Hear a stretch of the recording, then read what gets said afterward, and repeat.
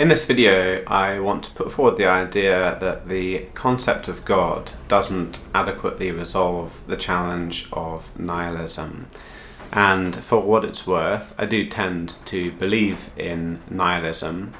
I'm especially interested in what you could call axiological nihilism. Now, nihilism is the view that there is no objective or inherent meaning in the world, whereas axiology, being the philosophical investigation of value, axiological nihilism is the idea that there are no objective values in the world. And I don't really know why I'm so much more interested in this latter form of nihilism, but I think it's because we use values to guide our decisions and direction in life so much, and actually questioning the existence of objective value I find can be very liberating in that sense. But also, we live in a time that is obsessed with equality and who is more valuable than who gets to feel superior.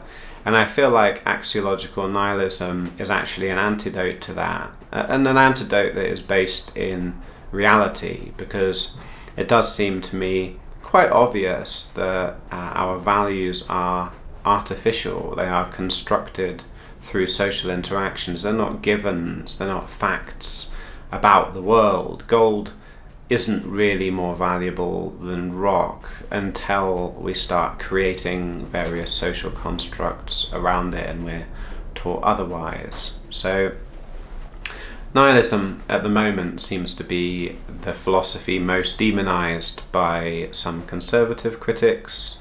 Primarily I'm thinking of Jordan Peterson, who seems quite obsessed with nihilism. Cultural nihilism seems to be what he thinks is going to be the end of society. I do disagree, actually. I think fundamentally we ought not to base a society on fictions and lies. And so if nihilism is the truth, we need to find a way of building society around that through things which influence moral behaviours that are not based on values, namely empathy and compassion and a kind of intuitive response to suffering.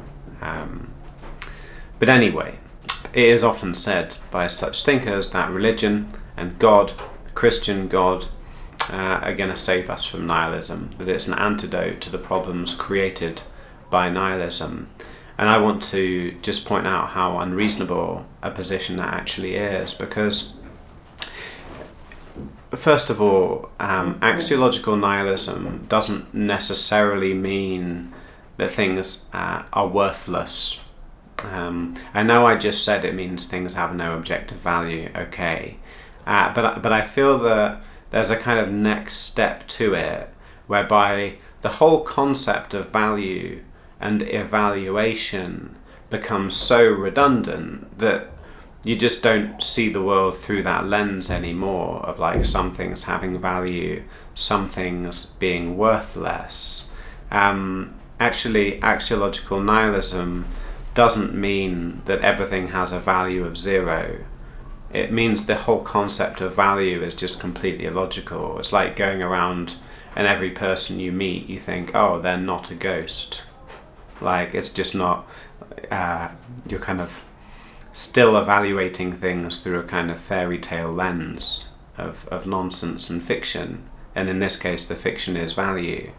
And actually, instead of saying that axiological nihilism makes everything worthless, I think it would literally be more accurate to say that it renders everything invaluable, like literally invaluable. You cannot place a value on anything, even the value of zero. So, yeah.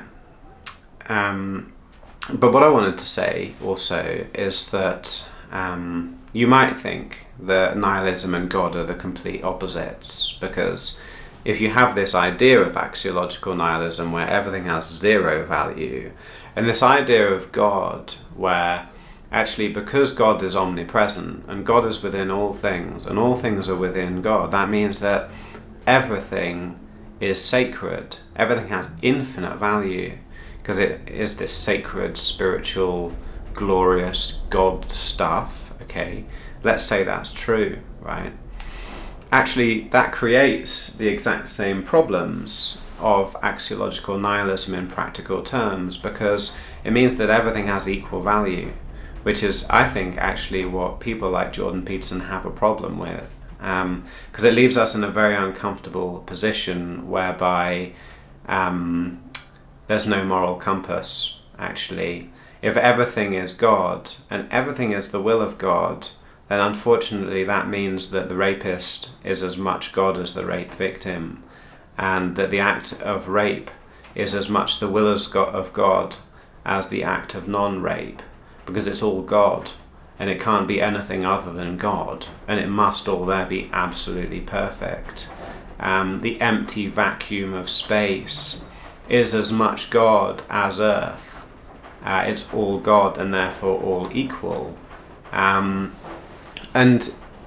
yeah, the only way around all of that is through like human bullshit, actually, like constructed ideas about right and wrong based on our own emotions and preferences, which we can then like assign to God and say, oh well, God doesn't like this, because we can all agree we don't like it. It's a bit of a game. It's not really loyal to the truth anymore. It's not really based in truth at that point. It's just a kind of pragmatic idea, and it might be.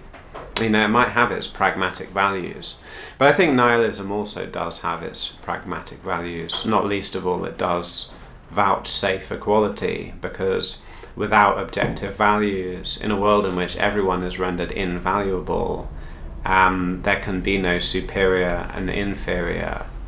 And this goes for like human-animal dynamics as well. Like, people don't like the fact that if animals are rendered invaluable and humans are rendered invaluable, it does somewhat challenge how we treat them.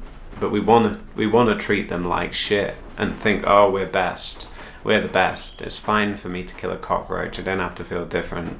It's fine for me to kill and eat like 3,000 animals because they are worth less than I am. Like, isn't it obvious that a lot of people want to defend that because it's convenient for their selfishness and greed, rather than it actually being true? Because, yeah, if axiological nihilism is true, there can be no characteristic that a human being has that can justify valuing a human being over an animal. You can't say, oh well, intelligence is innately valuable, because nothing is innately valuable, and the concept of value is just fundamentally problematic.